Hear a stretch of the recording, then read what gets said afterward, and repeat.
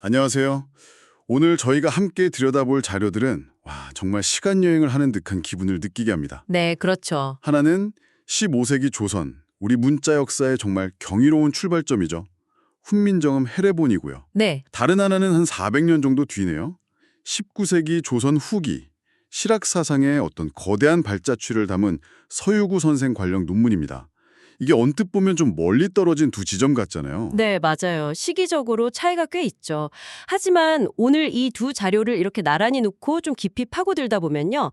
시대를 뛰어넘어서 흐르는 우리 한국 지성사의 그 놀라운 일관성, 또 독창성, 이런 것들을 발견하게 될 겁니다. 일관성과 독창성이요? 네, 바로 그 과학적인 탐구 정신이라든지 깊은 철학적 사유, 그리고 인간과 자연에 대한 통찰이 어떻게 우리만의 방식으로 발현되었는지 그걸 볼 수 있을 거예요. 맞습니다. 당신께서 보내주신 이 자료들을 통해서 단순히 한글이 어떻게 만들어졌지, 서유구가 어떤 농업기술 연구했대, 이걸 넘어서요. 네네. 그 안에 담긴 세상을 바라보는 방식, 그러니까 우주관, 인간관 같은 거요.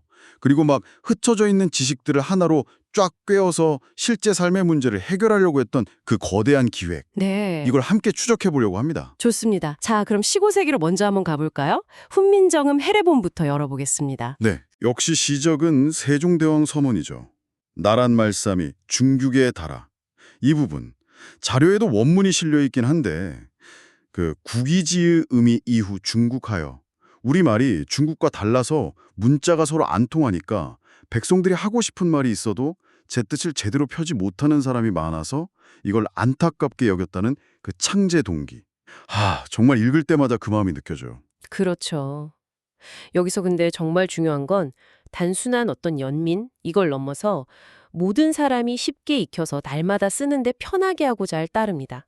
그러니까 육시, 인인, 이식, 편용, 일용어 이 부분이거든요. 네. 아주 명확하고 실용적인 목표를 딱 제시했다는 점. 이게 그냥 지적인 논리가 아니라 진짜 백성들의 삶을 바꾸려는 구체적인 목적의식에서 출발했다는 걸 보여주는 거죠. 모든 논의는 여기서부터 시작해야 합니다. 네, 실용적인 목표. 자, 이제 본론격인 제자해, 글자를 만든 원리로 들어가면 진짜 입이 떡 부러집니다. 그렇죠. 시작부터 천지자연의 원리는 오로지 음양오행일 뿐이다.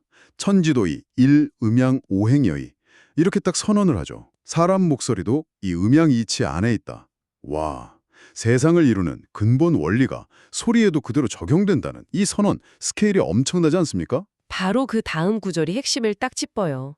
이 문자들이 사람의 지혜로 막 억지로 궁리해서 만든 거, 지영, 릭소, 이게 아니라는 거죠. 억지로 만든 게 아니다. 네. 그게 아니라 소리를 바탕으로 그 이치를 끝까지 파고든 것이라는 선언이에요.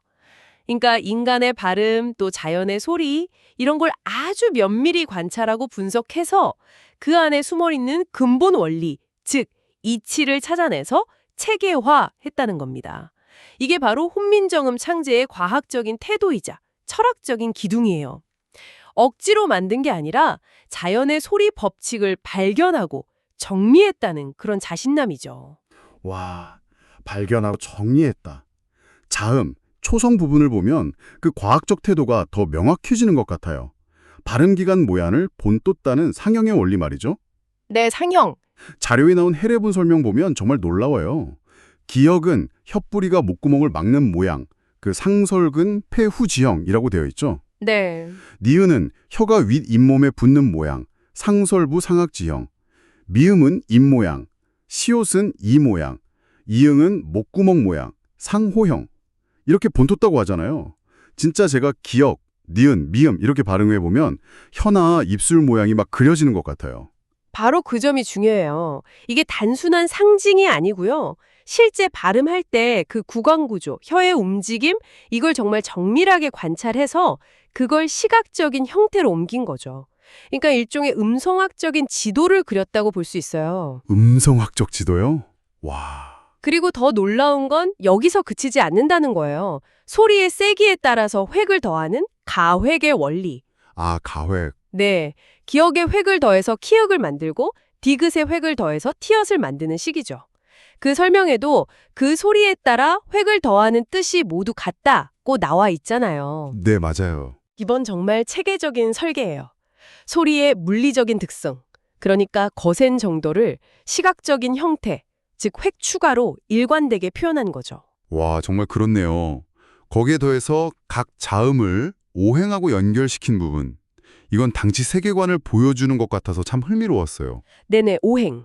목구멍 소리 이응 히읗은 물, 어금니 소리 기역 키역 컹행 나무, 혓소리 니은 디귿 티읕 리을 불, 입소리 시옷 지읒 치읒 쌍시옷 중일 쇠, 입술 소리 미음 피읍 퓨뿅 흑 이렇게 배속하고 이걸 또 계절이나 방위랑 연결시키잖아요. 그렇죠.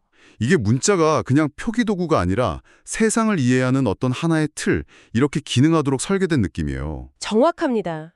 그게 그냥 분류만 한 게 아니라 철학적인 깊이를 더하는 지점이에요. 예를 들면 자음 설명을 목구멍 소리, 즉 수에서 시작해서 입술 소리, 토로 끝내거든요. 아, 순서가 그렇게 되나요? 네, 그 순서가 소리가 안에서 밖으로 나오는 자연스러운 과정을 반영한 걸로 볼 수 있고요. 또 그 옛 이응 소리 설명하는 부분을 보면 재미있는데 이게 과학적으로는 어금니 소리, 즉 아음, 목이거든요. 네. 근데 소리가 비슷한 목구멍 소리, 후음, 수인, 이에서 모양을 따왔다고 설명하면서 마치 나무의 싹이 물에서 나서 아직 부드럽고 물기가 많은 것과 같다. 요 목이 명아, 생을 수어, 유련, 상, 다 숙기야. 이렇게 비유를 해요. 와, 비유가 네. 이건 음성학적인 관찰이랑 오행 철학을 얼마나 유기적으로 결합시키려고 했는지 보여주는 아주 섬세한 부분이죠. 그렇군요. 자, 이제 모음, 중성으로 넘어가면 철학적인 깊이가 더 엄청나집니다. 네, 모음이죠. 사람을 상징한다. 천지인 삼재사상. 취향유 천지인어 삼체지도 베이. 이야, 글자에 이런 우주적인 의미를 담았다는 게 정말 어떻게 이런 생각을 했을까요? 대단해요. 네, 그 상징성이 형태에도 그대로 반영돼요. 아는 하늘의 둥근 모양, 형지원, 상호천. 은은 땅의 평평한 모양, 형지평, 상호지. 이는 사람이 서 있는 모양, 형지립, 상호린을 본떴다고 하죠. 모양까지요? 네. 근데 여기서 그치지 않고 이 세 기본자를 조합해서 나머지 모음들을 만드는 원리 자체가 하나의 철학적인 서사예요. 예를 들어서 오는 하늘인 아가 땅인 의 위에 놓인 형태잖아요. 이걸 하늘과 땅이 처음 만나는 뜻 아와 의가 합평하여 태지초가 즈의라고 설명하고요. 하늘과 땅의 만남? 네. 아는 사람이니 옆에 하늘이 아가 놓인 옥텐데 이건 천지의 작용이 사물에 나타나는데 사람을 기다려 이루어짐. 이와 아가 합평하여 태지의 작용이 사물에 발하여 성화되게 기다림을 상징한다고 봐요. 그러니까 하늘과 땅, 그리고 그 사이에서 인간이 어떤 역할을 하는지를 문자의 조합 원리 자체에 담아낸 거죠. 아, 그래서 양성모음 오나 아 같은 건 하늘하고 관련되고 음성모음 우나 어 같은 건 땅하고 관련된다는 설명도 나오는 거군요. 하늘은 양, 땅은 음양사상까지 쭉 연결되는 거네요. 맞습니다. 특히 그 아가 모든 모음에 영향을 미치는 걸 두고 양이 음을 거느리면서 만물에 두루 흐르는 것에 비유한 설명 아지 관유바퀴 형전은 유양의 통이며 조류 만물이야. 이야, 전 이 부분 읽고 정말 감탄했어요. 이게 단순한 소리 표기가 아니라 동양 철학의 핵심 원리를 글자 체계 안에 그냥 꽉 응축시킨 거잖아요. 맞아요. 그리고 그 천지인 사상은 여기서 더 나아가요. 요, 야, 유, 여 같은 모음들 있잖아요. 네, 있죠. 이게 다 사람, 이를 포함하는데 그 이유를 사람이 만물의 영장으로서 음양의 조화에 참여할 수 있기 때문에 이능위로 만물칠 지령 아예능 참량이 예라고 설명한 부분도 주목할 만해요. 아, 인간의 역할. 네, 인간을 그냥 자연의 일부로만 본 게 아니라 천지 조화에 능동적으로 참여하는 아주 중요한 존재로 본 거죠. 이런 천지인 삼재 사상이 문자 체계의 구조 그리고 철학적 의미 부여에 이렇게까지 깊숙이 또 이렇게 정교하게 반영된 사례는 세계적으로도 정말 찾기 어려울 겁니다. 정말 자랑스러운 부분입니다. 자, 이제 합자해. 글자를 합쳐서 소리를 만드는 원리로 가보죠. 초성, 중성, 종성 합쳐서 하나의 음절 글자를 이룬다. 반제비 합얼어청인 이건 뭐 이해가 되는데 종성에는 다시 초성 글자를 쓴다. 종성, 부용, 초성 이 원칙이 나오잖아요. 네, 종성, 부용, 초성. 네, 이 부분 저도 처음 자료 읽을 때 왜 굳이 새로 안 만들고 초성을 다시 썼을까 좀 궁금했었어요. 아, 그 지점이 또 당시의 철학적 사유를 엿볼 수 있는 아주 재미있는 대목이에요. 헤레브는 그 이유를 주역의 건과 원리를 빌려서 설명합니다. 움직여서 양이 된 것도 건이요. 멎어서 음이 된 것도 건이다. 익히 동어 양자 건해야 기녀 임자 이 가냐. 이게 조금 어렵게 들릴 수도 있는데요. 네, 조금 어렵네요, 건꽤. 쉽게 말하면 소리의 시작인 초성이랑 끝인 종성이 별개가 아니라는 거예요. 결국 하나의 근원, 즉 건, 이게 하늘의 원리이자 순환의 동력이거든요. 이 근원에서 나와서 순환한다는 동양적인 사고방식을 반영한 겁니다. 아, 순환이요. 네, 소리가 시작되고 중간에 변화하고 그리고 멈추는 이 과정 전체가 하나의 순환 원리 안에 있다는 거죠. 그 순환의 이치를 정에서 가시 원이 되고 겨울이 다시 봄이 된다. 정어 후연, 동어 후춘. 이 비유로 설명한 걸 보니까 이해가 좀 더 잘 되는 것 같아요. 시작과 끝이 이어져서 돈다는 철학을 종성 규칙에까지 담아낸 거군요. 바로 그거죠. 와, 정말이지.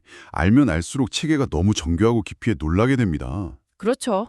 단순히 소리 표기의 효율성만 생각한 게 아니라 그 표기 방식 자체에 우주와 생명의 순환 원리를 담으려고 했던 그 의도가 보이는 거죠. 이것이 훈민정음을 단순한 문자 체계를 넘어서 위대한 철학적 창조물로 평가하는 이유 중 하나입니다. 마지막으로 정인지 서문을 보면 이 새로운 문자의 탄생이 당시 지식사회에 던졌을 충격, 그리고 그 의미를 좀 실감하게 되는 것 같아요. 천지자연의 소리가 있으면 반드시 천지자연의 글자가 있는 법이다. 요 천지자연지성, 절비요, 천지자연지문, 이 선언. 이건 마치 우리말이라는 자연현상에 딱 맞는 글자가 드디어 나타났다. 어떤 필연성을 주장하는 것 같아요. 그렇습니다. 정인지는 훈민정음이 그냥 편리한 도구가 아니라고 봐요. 우주의 기본 원리인 삼재, 삼차의 뜻과 음양이기의 오묘함까지 모두 포괄하고 있다. 삼극지의 이기지묘, 목보각화고를 아주 극찬을 하죠. 네. 그리고 그 쓰임에 있어서는 어디에 쓰든 갖추어지지 않음이 없고 어디를 가든 통하지 않음이 없다. 무소용의 업배보, 무소왕 얼배다 없다. 그 무한한 가능성을 역설하는 겁니다. 특히 슬기로운 자는 아침나절이 되기 전에 깨우치고 어리석은 자라도 열흘이면 배울 수 있다. 지자 부종차와 회, 유자커 잡슈날혁. 이 구절은 이 문자가 얼마나 쉬우면서도 위대한지를 동시에 보여주는 것 같아요. 맞아요. 쉬운데 깊다. 네. 누구나 쉽게 배우는데 그 안에는 이렇게 깊은 원리가 담겨 있다는 거죠. 심지어 바람 소리, 학 울음소리, 닭 우는 소리, 개 짖는 소리까지도 다 적을 수 있다.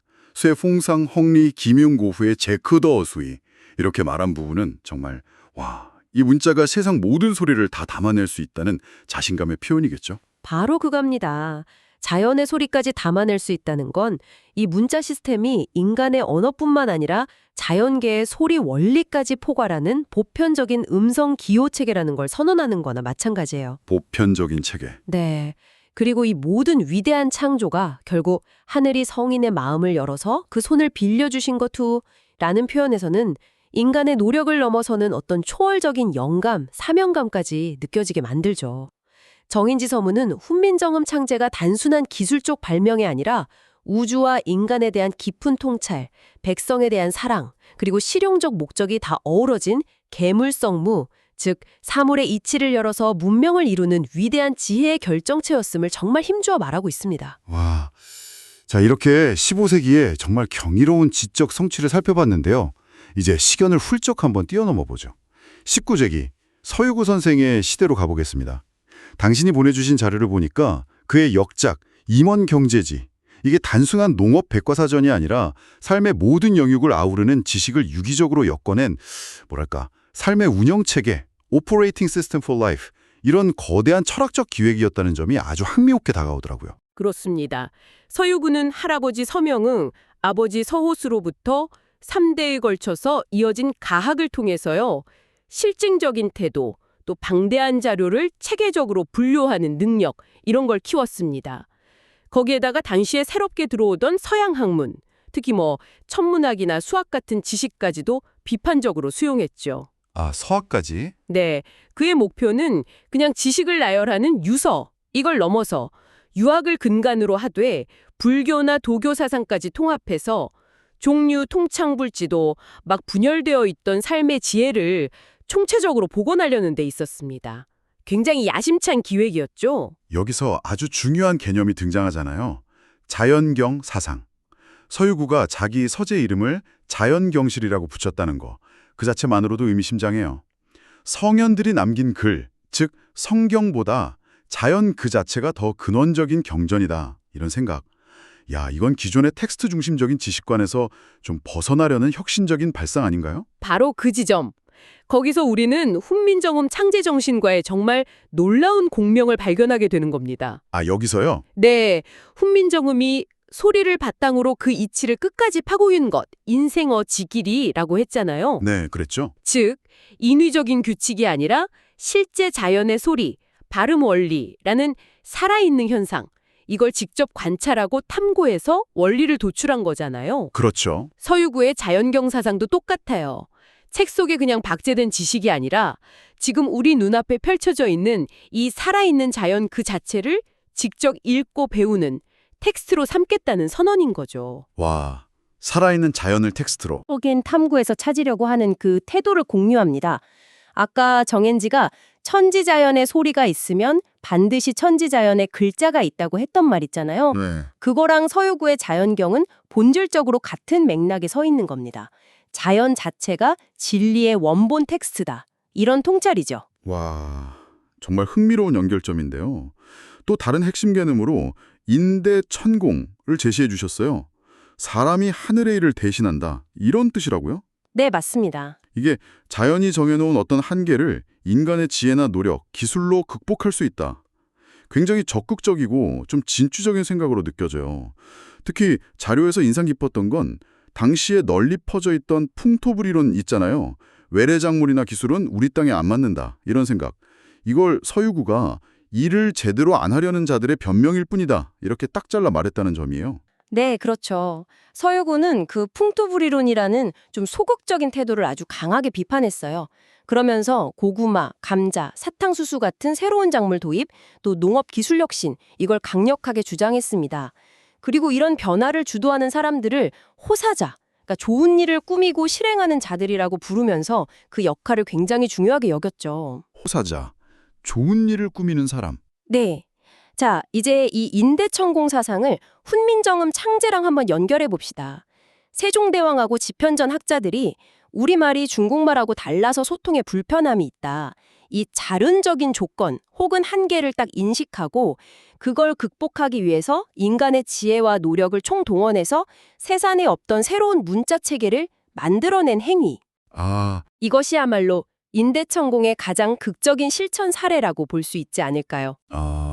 그렇게 연결되니까 의미가 확 들어오네요.